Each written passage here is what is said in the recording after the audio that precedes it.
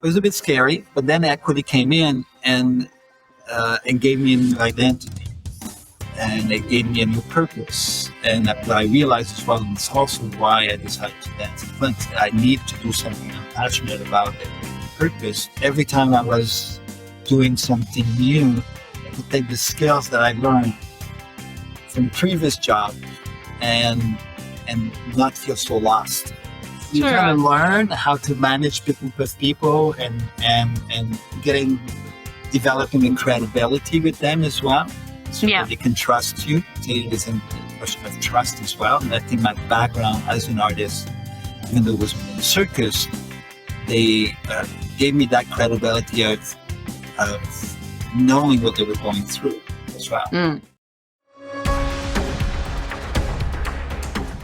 Welcome to the StageLink podcast, your access and connection to the live performing arts.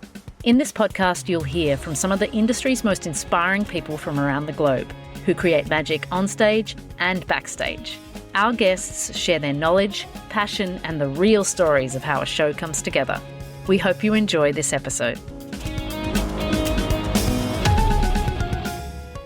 And welcome to the Theatre Art Life podcast. Today, we're talking with Richard Dagenais. With over 35 years of experience and success in the performing arts industry, working as a creator and creative manager, Richard has been involved in creating international live shows, both in permanent and touring venues, corporate and touristic events, FECs, and theme parks. He's well-versed in leading different styles of creative processes and successfully guiding teams to overcome complex challenges.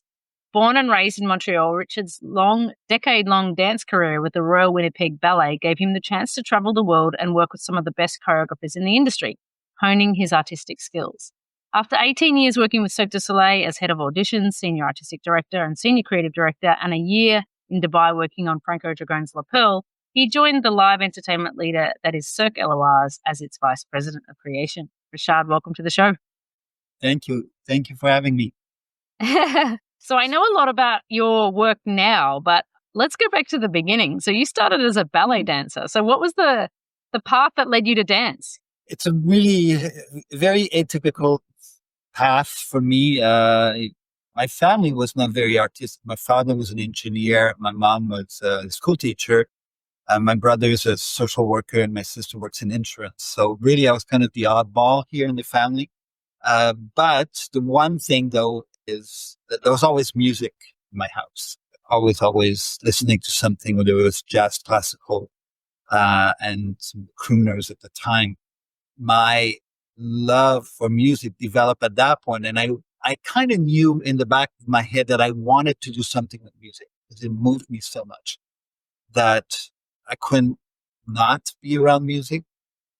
However, I was a lousy musician. I tried accordion, I tried guitar, I tried a whole bunch of things, and it didn't work. I didn't have the head for it. And then at one point later, after my teens, because I played a lot of sports during my teenage years, and I decided to take a dance class on a dare from a friend of mine, and I loved it. And this is where I realized that my connection with music could be dance. But at that point, it was just as a hobby. And I moved to Winnipeg to go to university. And at that point, I continued to take dance class as a hobby, just to be able to meet people, hone my skills in English, because I didn't speak a lot of English back then. And I really loved it. And my teacher said, well, we need guys for the professional school. And why don't you apply? And I did. And I left university and decided to dance. So at that point, I was 20 years old. And then I finished the school. I graduated. My third year in the school, I started working with the company on full-length ballets. They offered me a job, and then I stayed there for, I think I stayed in Winnipeg for 12 years. So it was quite the experience. I traveled all over the world with them. But it's a bit of an unusual path for me, but loved it. Really I discovered a passion that I didn't know I had. And what was the things that you take away from your time as being a dancer? Like, what did you learn about the industry and about arts and performance?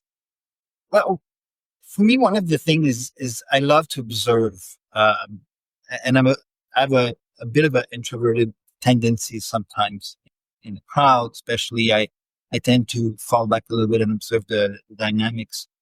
And I looked a lot on the dynamic of how ballet companies function. And I learned a lot. I remember my first year as a corps de ballet, because I started as an apprentice. When I was in corps de ballet, they elected me to be the dancers rep, because we were an equity company back then. Well, still today, but we're an equity company and they needed a rep, and nobody wanted to do it. So it's like, let's give it to the new guy. So I took it on and I really enjoyed it. So I spent about 8 years working as their rep, going into Toronto to the National Council, eventually being elected secretary of the union. And this is why I learned the business side of it, the contract negotiations, but also the dynamic of that social or political environment that happens in a creative company. And it was really eye-opening in that sense, and taught me a lot about how to approach people, mediation, what to ask, when to push, when to fall back, why company asks for certain things, when do they go too much and they take advantage of the situation, but when do they really need it? Like, to be able to look through that was really interesting for me. I kind of developed at that one. Another passion was not a bit of an advocate, but really this relationship that happens in arts between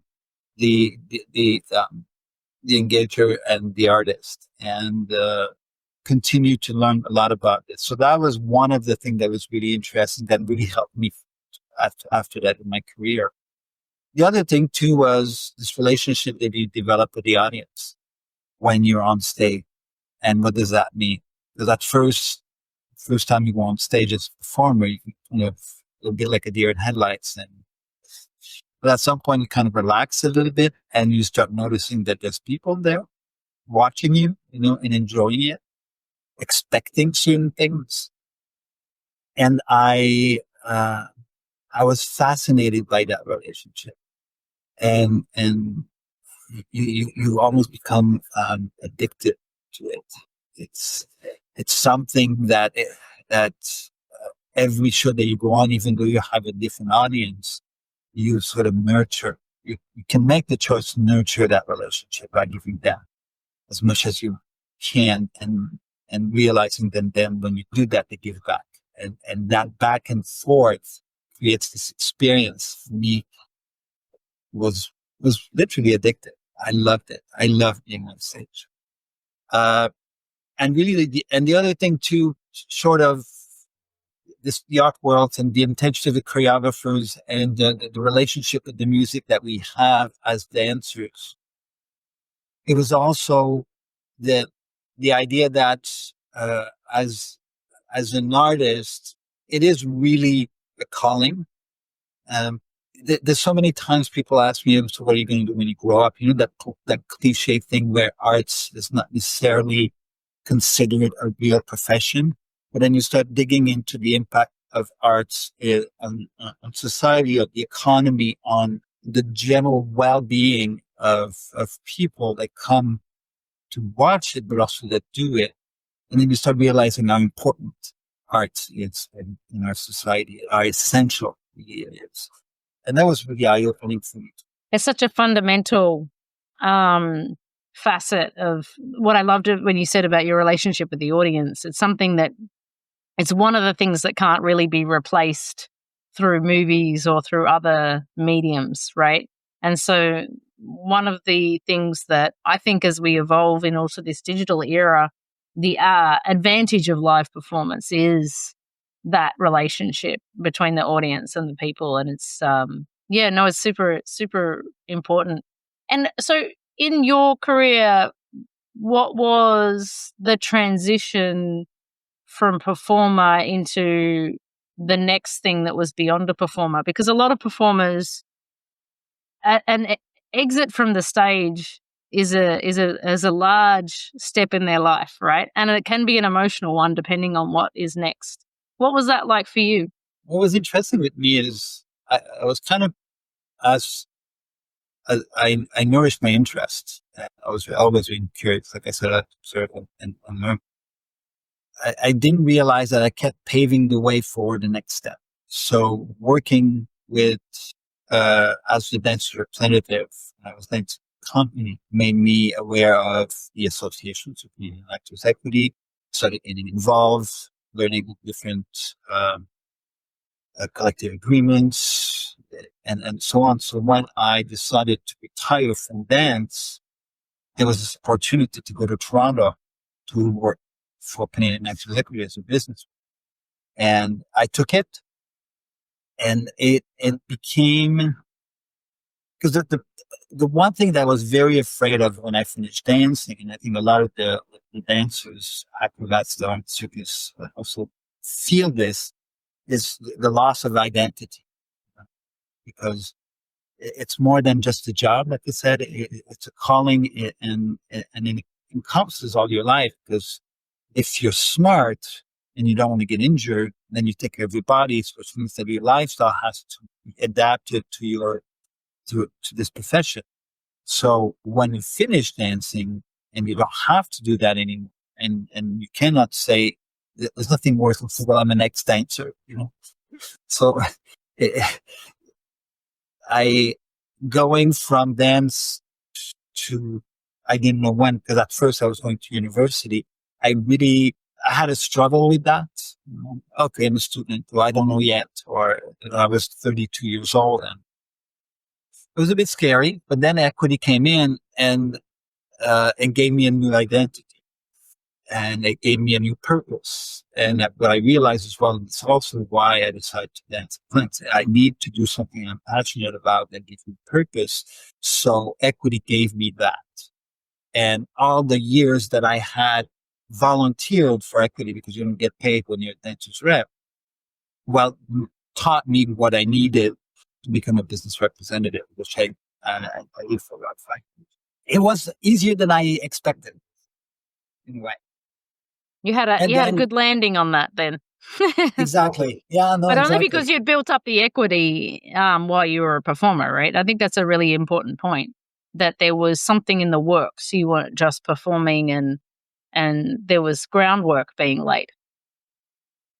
No, exactly. And probably the biggest thing that performers, especially performers that are in art forms that are very physical, like dance, like circus, it's so important to build that equity, to build these secondary skills or knowledges that will help you later on figure out what you want to do, what you're good at, and save you a little bit of time, because there's so many people that it's cool to live in a moment, but at the same time, because it's so physical, if there's a bad luck that happens, you have an injury and you have to cut your careers, not when you want to, but when this injury tells you to.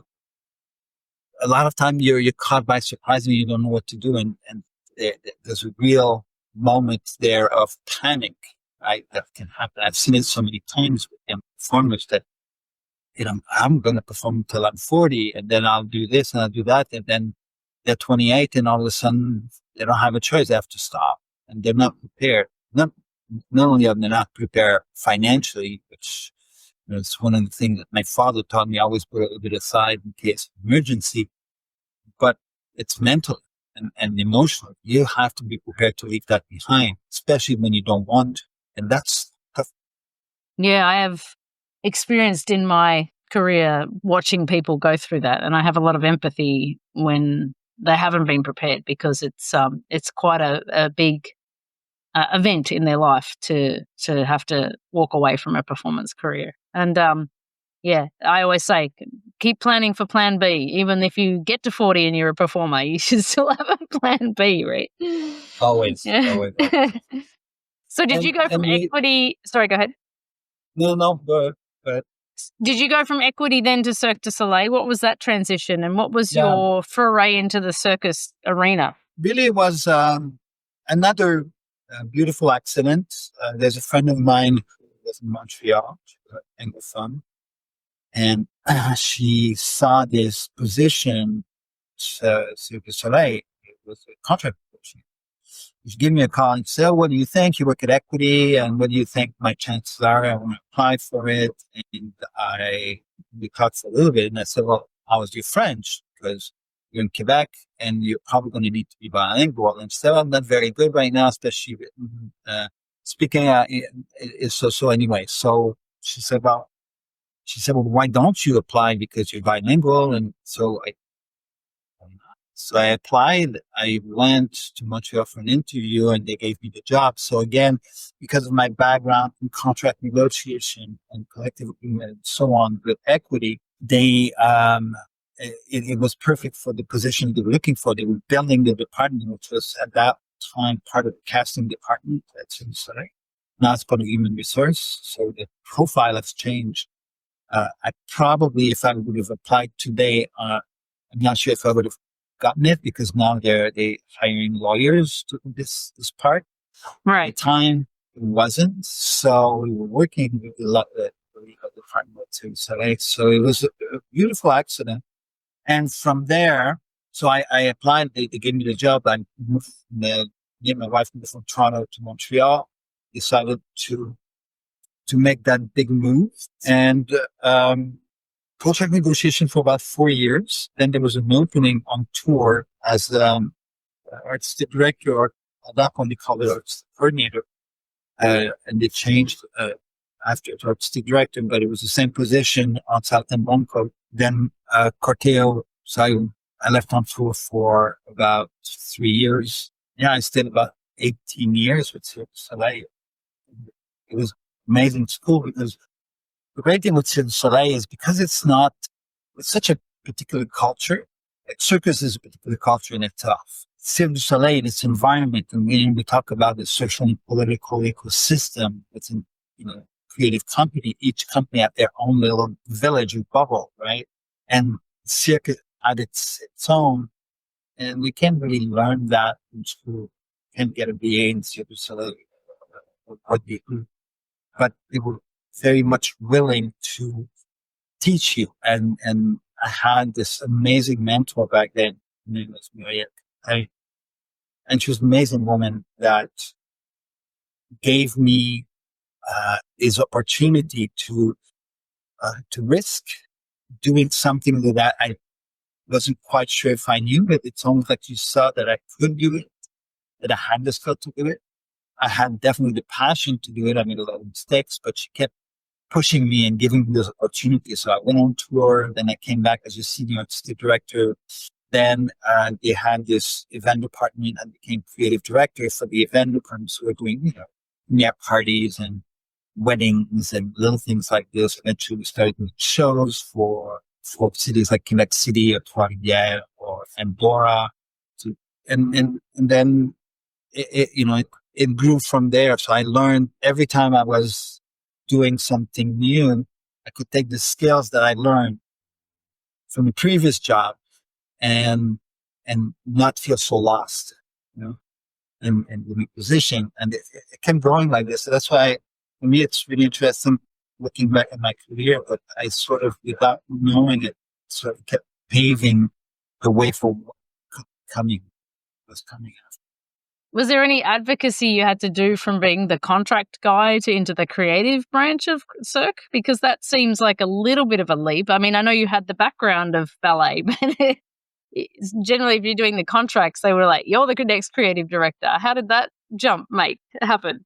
Well, there was a between going on tour to contract, and then I took care of the audition as well. So Took care of the what, sorry? the audition. Oh, okay. Those head of auditions.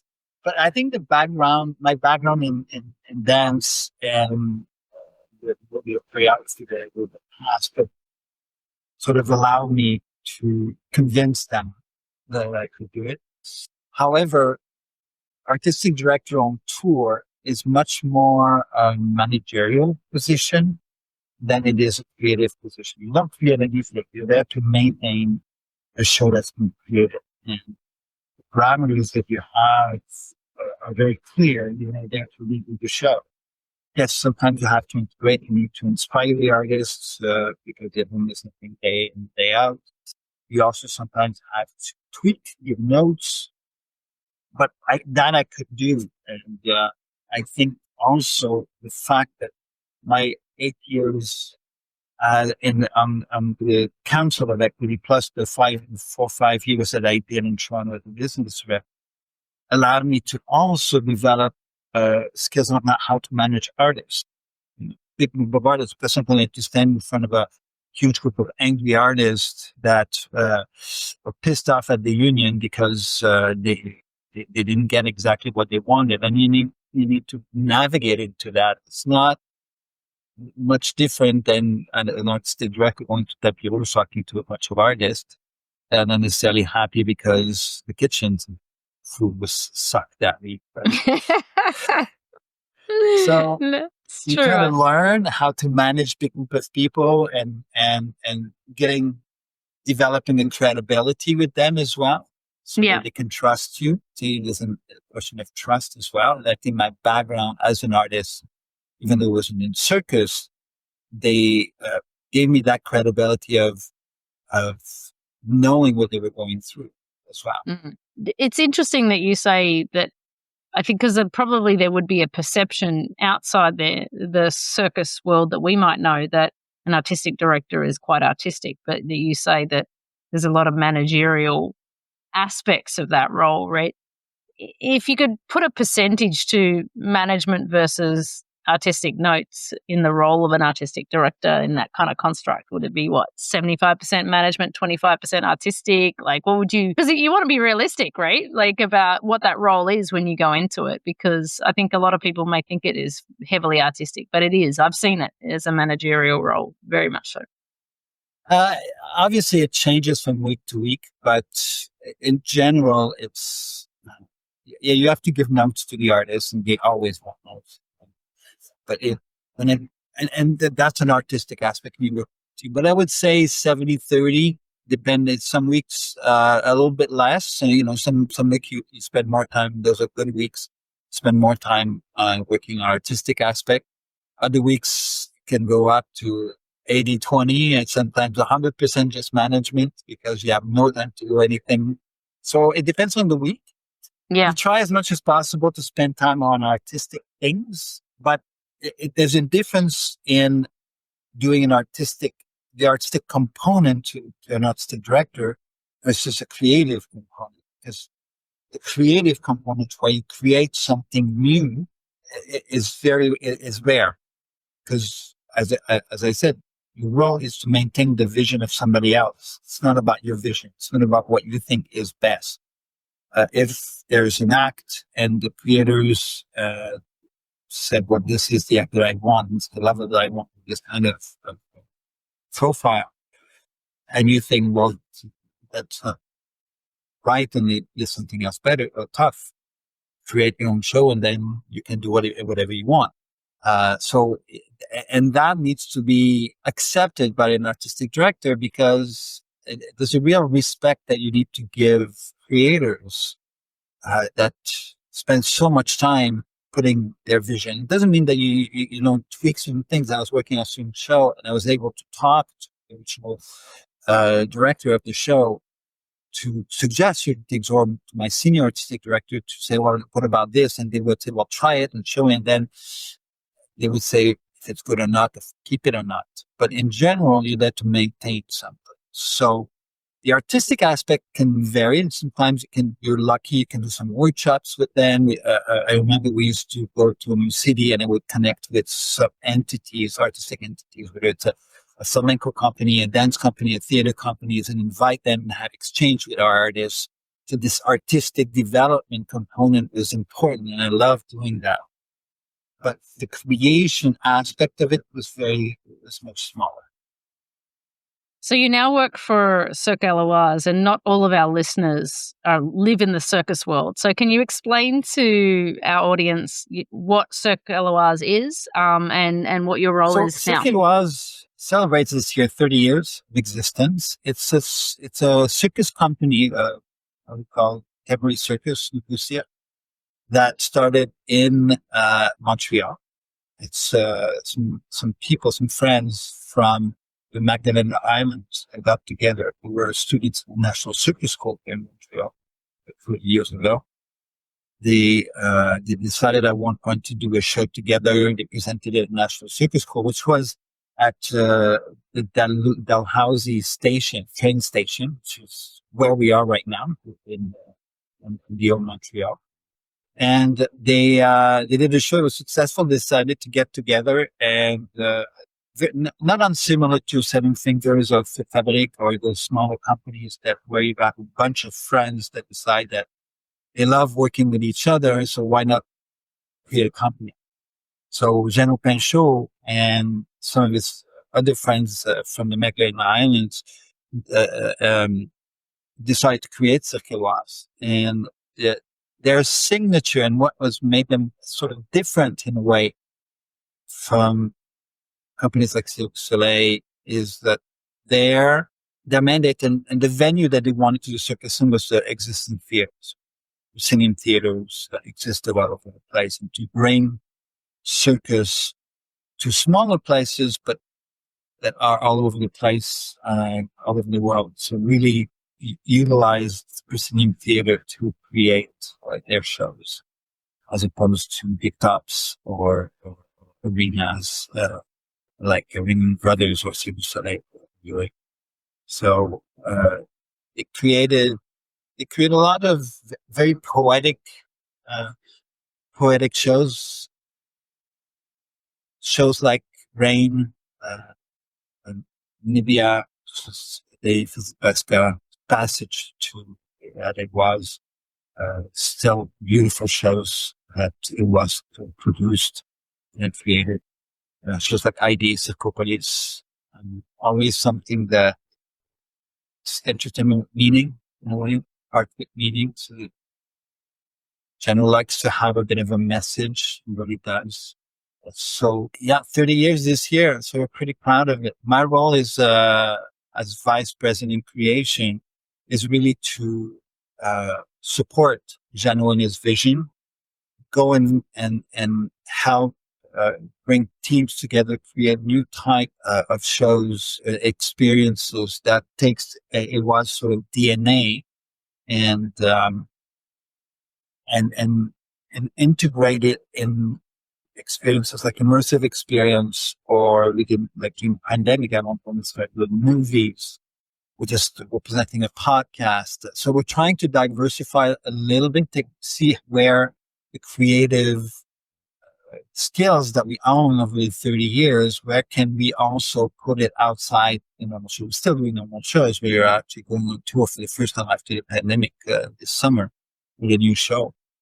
And a new show that's going to start at the Magdalene Islands, but then after that's going to tour to Quebec and Era. So we're pretty proud of that. And it has the sort of storytelling of legends of the islands with music traditional from the islands with musicians that are from there. So it's very dear to General's heart, this show, because it's where he's from.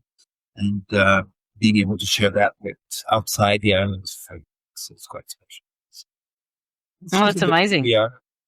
I want to see that. I want to ask you, do you think that just before, sorry to interrupt you, but little fun fact is, for those of you, one of the founders of Cirque Éloize is also Daniel Sia, who invented the Lucia. So that was one of for people know Lucia now. Yeah, and everybody knows that it was one of the founders of Cirque Éloize. well, there you go. That's super interesting. I didn't know that. I wanted to ask, like, is that desire to diversify or that need to diversify, do you think that stemmed from the pandemic, or do you think that's just the evolution of arts generally because a lot of companies are coming out of the pandemic and looking to approach their work differently. And what do you think that is for Éloize? Is it from the pandemic, or is it technology? What is it? Well, I think pandemic was the trigger, and in the sense that everybody knew that it depended on everybody kind of had their head in the sand about something like that happening. were so drastic.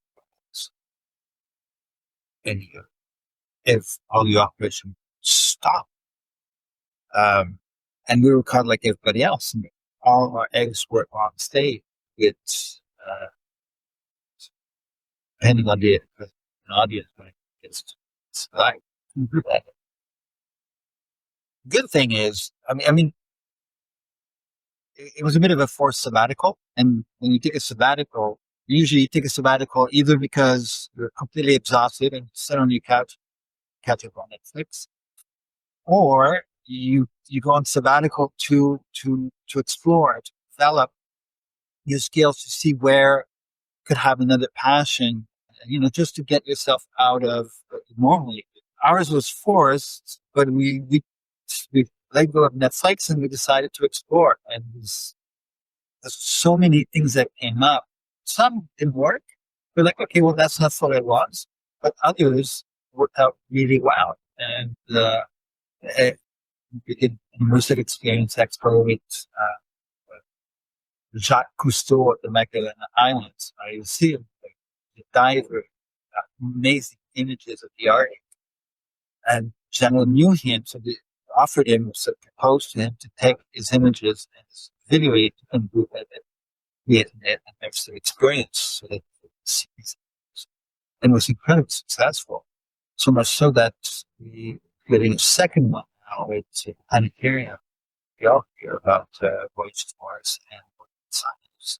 They came to get us because they've seen yoga to bring this theatricality and the storytelling that it is good at.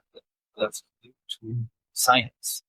So I think the pandemic made us realize how fragile we were, and that we had to take our head out of the sand. What we were good at into other aspects of.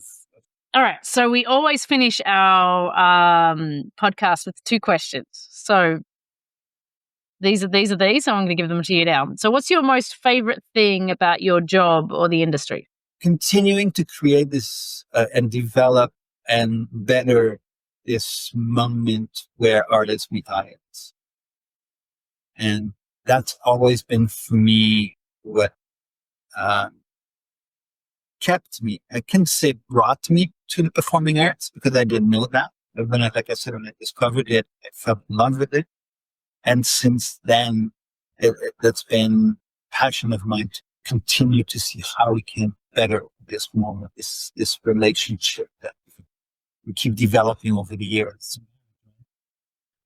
Absolutely. And to keep audiences coming to that connection, right?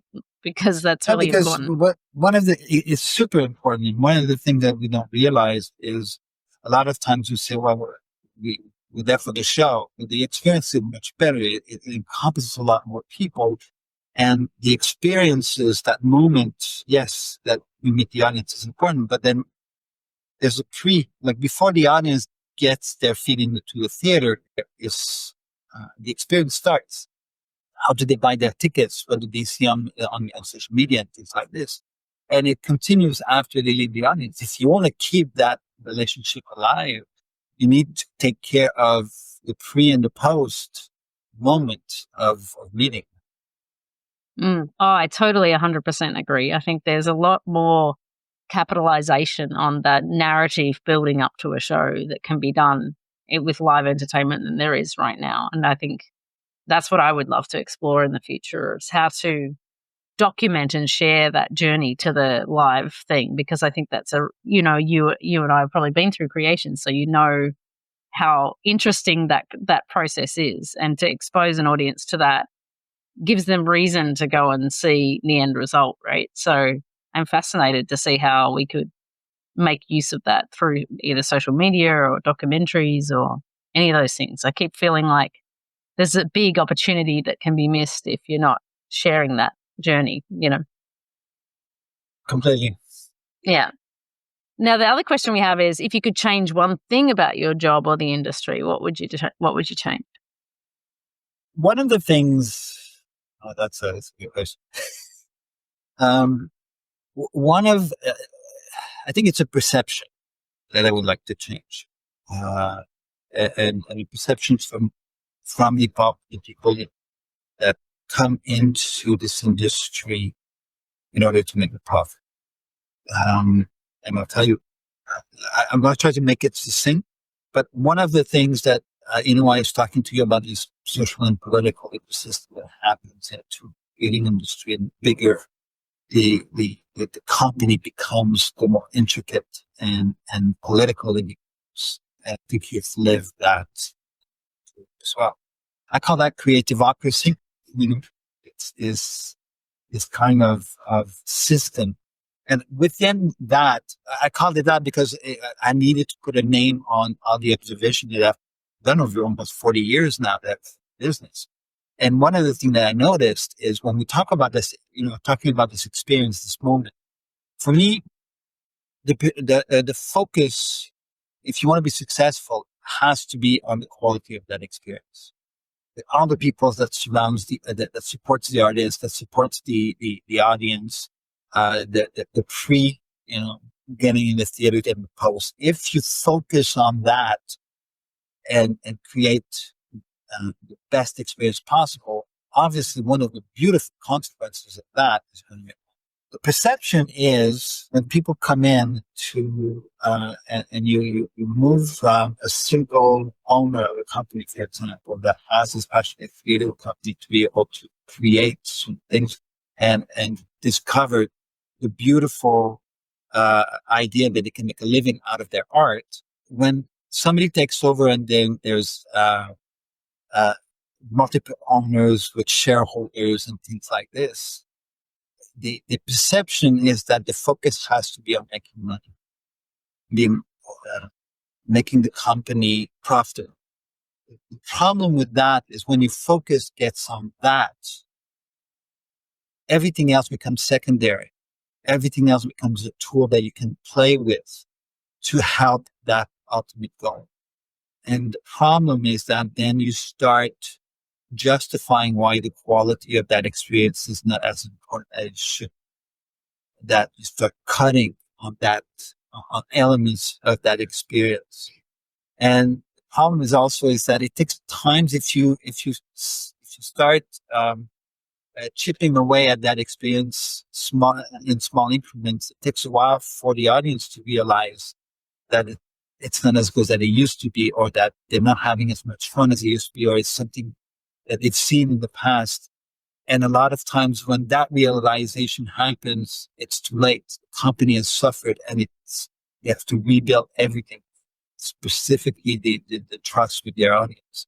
So if I had to change something, is this perception that in order to survive, they have to focus on profitability.